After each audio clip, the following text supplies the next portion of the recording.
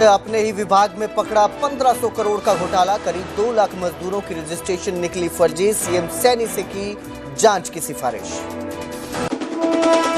गुरुग्राम में air hostess का संदिग्ध हालत में मौत। दोस्त के फ्लैट में पार्टी के दौरान बिगड़ी हालत। आर्टेमिस अस्पताल में डॉक्टरों ने किया मृत घोषित। नए साल में हरियाणा कांग्रेस जिला अध्यक्षों की होगी ट्रेनिंग। 13 से 22 जनवरी तक राहुल गांधी और मल्लिकार्जुन खड़गे कांग्रेस को मजबूत करने का पढ़ाएंगे पाठ।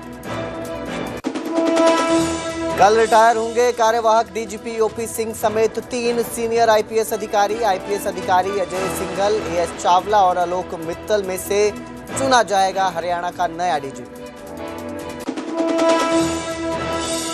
हरियाणा सरकार का सख्त कदम। आईएएस अफसरों से मांगी प्रॉपर्टी डिटेल। 31 जनवरी तक दी गई है आखिरी तारीख। हेडलाइंस के प्रायोजक पतंजलि गाय का घी, माँ का भरोसा, प्यार से परोसा।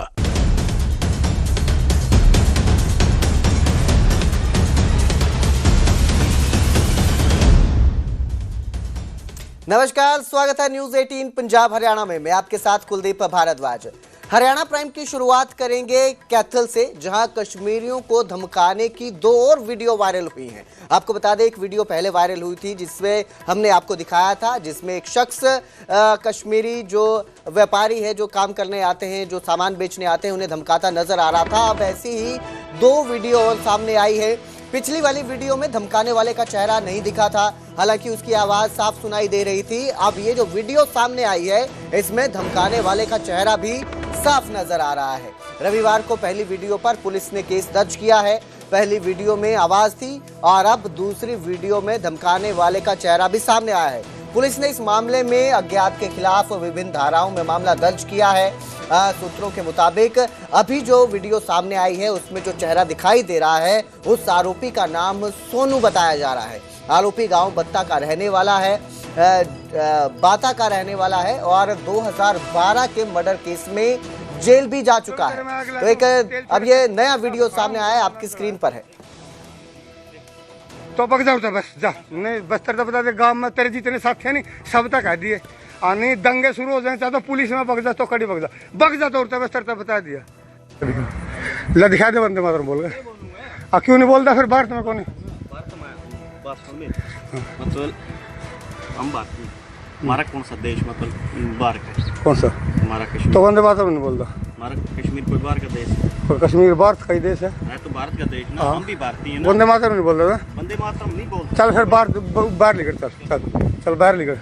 वंदे मातरम नहीं बोलता नहीं थाने भारत का बाहर काटा है तने मेरा पूरे हिंदुस्तान में मार काट शुरू होगी। अरे हम यूँ नहीं सोचिए भाई मुसलमान जीतेगा, इब का हिंदू जीतेगा। एक हिंदू 10 मुसलमान ना मारेगा तो वो बोल वंदे मातरम कौन बोलता? लाइव करो, लाइव करो। हमने कौन सा मतलब गलती कर कौन क्यों गलती कौन कर दिया? बांग्लादेश में मुसलमानों ने हिंदू जिंदा जला दिया। चल रुका ना, चल उस गांव में तली कर दिए, बता दिया मुसलमानों के खिलाफ है, मुसलमानों ने भारत देश से बाहर काटा। चल जड़ा क्यों जड़ाया है? क्यों जड़ाया मुसलमानों ने बांग्लादेश में हिंदू है? जो मैं तने जड़ा दूँ लाइव वीडियो में, जो मैं तेरे में आग ला दूँ तेल छिड़क के जा फिर। हाँ मुसलमानों ने जड़ाया तो बग जाओ बस जा, नहीं बस तेरे बता दे, गांव में तेरे जितने साथी है नहीं सब तक कह दिए। आने दंगे शुरू हो जाए, चाहे तो पुलिस में बग जा तो कड़ी बग जा तो उड़ता बस तेरे बता दिया। ला दिखा दे, बंदे मातरम बोल गए। क्यों नहीं बोलता फिर भारत में? कौन मतलब हम भारतीय, हमारा कौन सा देश मतलब बाहर का? कौन सा? हमारा कश्मीर। तो वंदे मातरम नहीं बोलता? हमारा कश्मीर कोई बाहर का देश है? कश्मीर भारत का ही देश है तो भारत का देश ना, हम भी भारतीय हैं ना। वंदे मातरम नहीं बोल रहा? वंदे मातरम नहीं बोलते। चल फिर बाहर निकल, चल बाहर निकल। वंदे मातरम नहीं बोलता नहीं थाने भारत का बाहर काटा है तने मेरा पूरे हिंदुस्तान में मार काट शुरू होगी।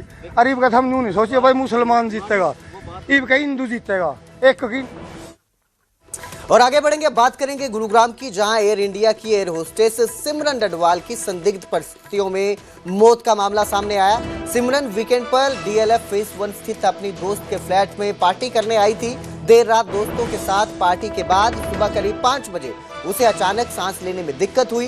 दोस्त उसे तुरंत आर्टेमिस अस्पताल लेकर पहुंचे, जहां इलाज के दौरान डॉक्टरों ने उसे मृत घोषित कर दिया। सूचना मिलने पर पुलिस मौके पर पहुंची और शव को कब्जे में लेकर पोस्टमार्टम के लिए भिजवाया। फिलहाल किस वजह से ये मौत हुई है, इसको लेकर जांच की जा रही है।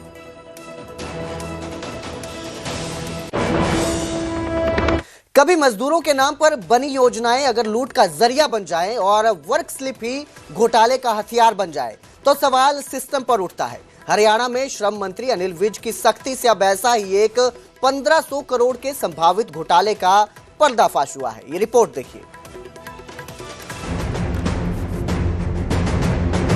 हरियाणा में मजदूरों के हक की सुरक्षा के लिए बना भवन एवं अन्य सन्निर्माण कर्मकार कल्याण बोर्ड आज खुद कटघरे में खड़ा है।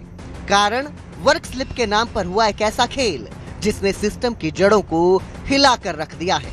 श्रम मंत्री अनिल विज की सतर्क निगरानी में हुई प्रारंभिक जांच में सामने आया है कि अगस्त 2023 से मार्च 2025 के बीच जारी लाखों वर्क स्लिपें या तो फर्जी थी या फिर पूरी तरह अवैध। जांच की शुरुआत जब कुछ जिलों से हुई तो मामला धीरे धीरे पूरे प्रदेश में फैलता चला गया। हिसार, कैथल, जींद, सिरसा, फरीदाबाद और भिवानी में वर्क स्लिप सत्यापन के दौरान ऐसी गड़बड़ियां मिली जिन्हें नजरअंदाज करना मुमकिन नहीं था। इसके बाद सभी जिलों में उपायुक्तों के स्तर पर समितियां बनाई गई। इन समितियों ने भौतिक सत्यापन शुरू किया। काम की जगह, नियोक्ता, श्रमिक की मौजूदगी और जमीनी हकीकत तक जांच की गई। 13 जिलों में हुए 100% सत्यापन ने जो तस्वीर दिखाई वो चौंकाने वाली थी। कुल 5,99,000 से ज्यादा वर्क स्लिपों में सिर्फ 53,000 ही वैध पाई गई। बाकी 5,46,000 से अधिक वर्क स्लिपें सीधे सीधे अवैध निकली। इतना ही नहीं, 2,21,000 से ज्यादा श्रमिक पंजीकरणों में सिर्फ करीब 14,000 ही पात्र पाए गए। लगभग 1,93,000 पंजीकरण फर्जी साबित हुए।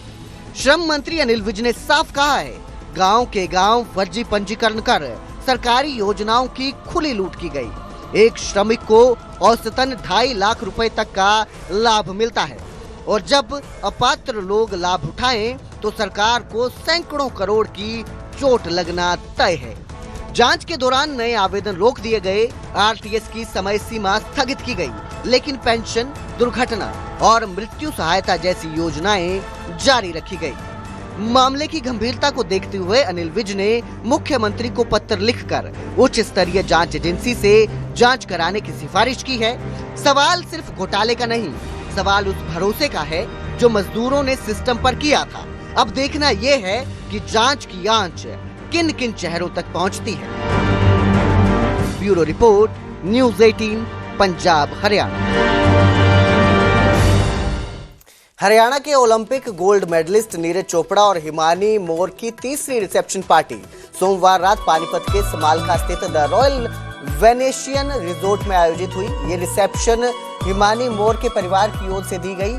इस खास मौके पर Neeraj Chopra black Indo western dress में नजर आए, जबकि हिमानी ने मरून और गोल्डन रंग का खूबसूरत लहंगा पहना। पार्टी में हरियाणवी सिंगर मासूम शर्मा और रैपर कैडी भी पहुंचे। मासूम शर्मा ने अपने मशहूर गीतों से समा बांधा, वहीं नीरज चोपड़ा ने कैडी के गाने माई क्वीन पर हिमानी के साथ डांस कर सबका दिल जीत लिया।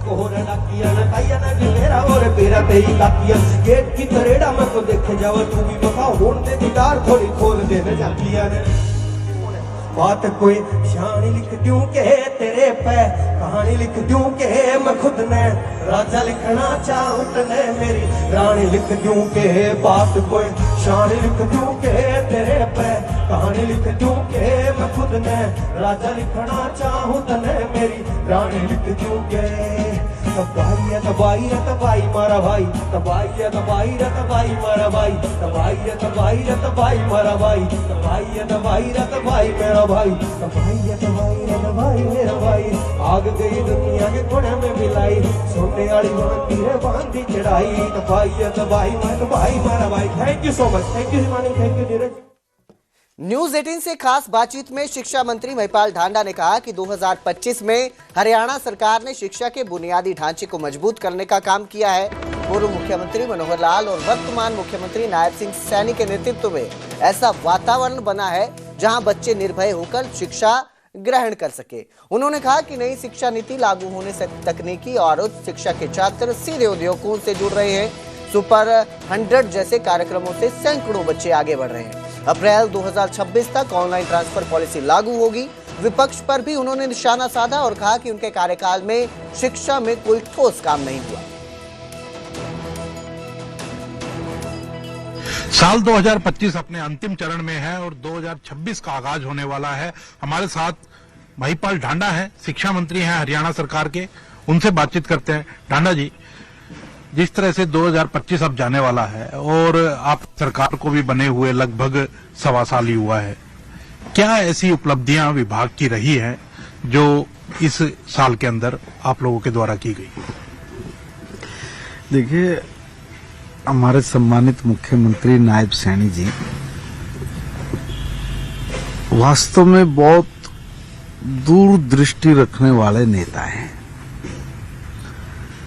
वो चाहते हैं कि कोई दुखी ना हो, सब समृद्ध बने और सबकी खुशहाली के लिए सरकार की नीतियां नीचे तक जाकर पहुंच जाएं और अंतिम से अंतिम व्यक्ति को उसका लाभ मिले।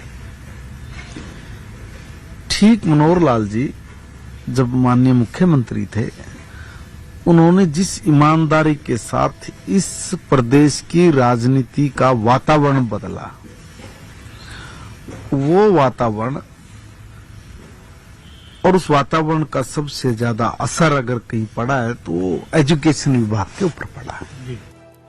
वहीं कांग्रेस पार्टी संगठन को जमीनी स्तर पर मजबूत करने की दिशा में बड़ा कदम उठाने जा रही है। पार्टी 13 से 22 जनवरी तक कुरुक्षेत्र की धर्म नगरी में जिला अध्यक्षों के लिए विशेष प्रशिक्षण शिविर लगाएगी।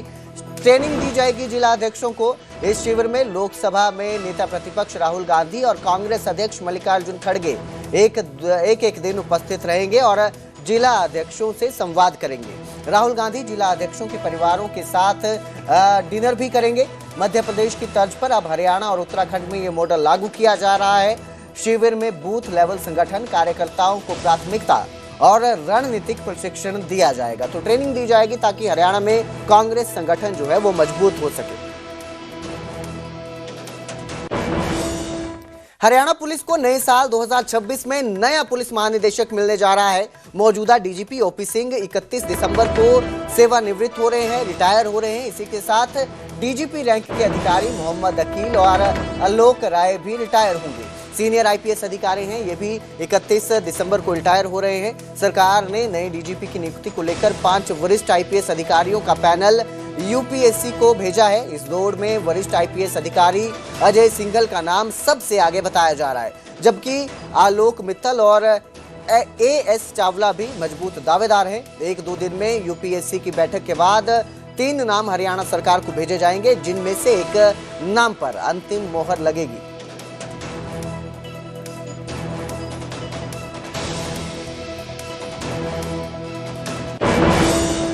हरियाणा की डीजीपी ओपी सिंह की न्यूज 18 से खास बातचीत हुई और इस दौरान उन्होंने अपने 2 महीने के कार्यकाल का जिक्र किया। डीजीपी ओपी सिंह ने कहा कि हमने अपराधियों में पुलिस का डर पैदा किया है।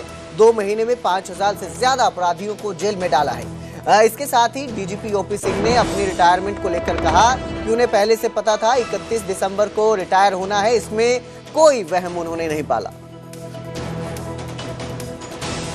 2025 अपने अंतिम चरण में है और 2026 का आगाज होने वाला है। हमारे साथ हरियाणा के डीजीपी ओपी सिंह साहब हैं। सबसे पहले तो नववर्ष की आपको बहुत बहुत बधाई। आपको भी बहुत बधाई, आपके दर्शकों को भी नया साल बहुत मुबारक हो। एक आपने कहा कि आपको जो डीजीपी का पद मिला दुर्भाग्यपूर्ण स्थितियों में मिला, और उसके बाद वो पद जब मिला तो उसके बाद क्या चैलेंजेस रहे और ओपी सिंह ने क्या करके दिखाया? देखो, एक कोई पद नहीं है, एक भूमिका है। इतनी बड़ी पुलिस है तो कोई न कोई इनको लीड और गाइड करेगा। तो जो आप कह रहे हो तो भाई दुर्भाग्यपूर्ण स्थिति में, बिल्कुल दुर्भाग्यपूर्ण था। और उस दौर में काफी ज्यादा यू कैन से कि तरह तरह की बातें हो रही थी। तो मुझे बड़ी खुशी है कि हम वहां से आगे बढ़े हैं और जो दोनों परिवार जिनकी क्षति हुई थी उनके परिवार भी लगे हुए हैं किसी तरह से रेकू करने में। तो हमें उनसे संवेदना है जो पीड़ित परिवार था, और हमें लगता है कि हम एक ऑर्गेनाइजेशन के तौर पर मजबूत बन के उभरे हैं जी। और अपराधियों के खिलाफ जो है हमारे संकल्प में और हमारी क्षमता में वृद्धि ही हुई है। जब दोनों इंसिडेंट हुए तो कहीं ना कहीं पुलिस का मनोबल कुछ डाउन आया, क्योंकि जिस तरह के आरोप लगे, जिस तरह की बातें निकल करके सामने आई, क्या लगता है कि ओपी सिंह उसको बूस्टअप करने में सफल हुए? मैं नहीं मानता कि मनोबल डाउन हुआ था, मुझे नहीं लगा कभी भी। और हरियाणा पुलिस को ओपी सिंह के मोरल बूस्टिंग की जरूरत नहीं है। 70,000 की फोर्स है, इतना ग्लोरियस हिस्ट्री है आतंकवाद से लड़ने का, अपराध से लड़ने का। पूरे देश में हरियाणा पुलिस की इस बात को लेकर कदर है कि ये बदमाशों पर हावी रहती है, बदमाशों से साठगांठ नहीं करती है। तो मैं तो एक छोटा सा हिस्सा हूँ इस पुलिस का, इस यात्रा का। हरियाणा पुलिस सबसे बहुत बड़ी है। और अब जिक्र करेंगे बढ़ती धुंध का, जिसकी वजह से प्रदेश में कई जगह पर धुंध देखने को मिली, ठंड बढ़ चुकी है, कोहरा देखने को मिला। चरखी दादरी में दूसरे दिन भी कोहरे की चादर छाई रही। घना कोहरा होने की वजह से वाहन चालकों को परेशानियों का सामना करना पड़ा। कोहरे की वजह से विजिबिलिटी भी बहुत कम हो चुकी है। तस्वीरें आपकी स्क्रीन पर हैं, आप देख सकते हैं कि जो कोहरा है उसकी वजह से विजिबिलिटी बहुत कम हो चुकी है और सड़क पर जो लोग निकलते हैं, जो वाहन चालक निकल रहे हैं, उन्हें लाइटें जलाकर, हेडलाइट्स ऑन करके चलना पड़ रहा है। वहीं इस ठंड की वजह से राहगीरों को भी परेशानी हो रही है।